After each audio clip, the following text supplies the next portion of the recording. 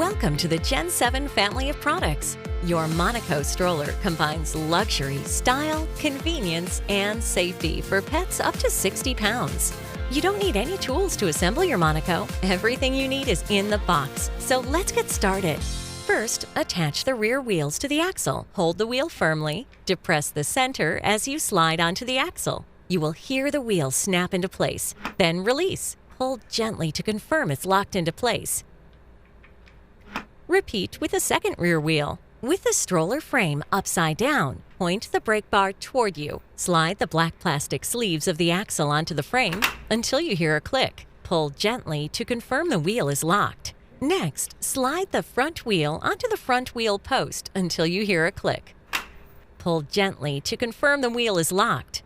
We're almost ready to roll. The parent tray easily clips to the handle.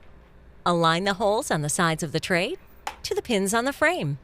To fold your stroller, make sure the storage basket is empty. Push the thumb lock button to the left, squeeze the handle, push forward until the stroller locks. To open, unlatch and pull straight up. For more information about the Monaco stroller or any of our Gen 7 pet products, visit gen7pets.com.